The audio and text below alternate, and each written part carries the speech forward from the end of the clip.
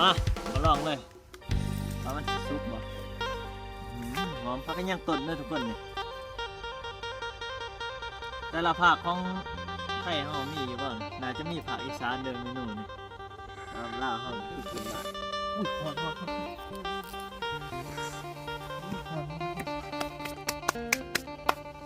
ทั้งหอนทั้งควันเอามาสิก่อน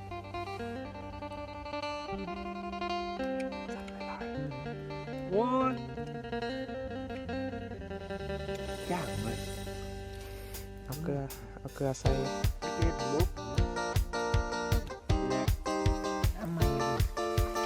นอนทุกคนเนื้อปลา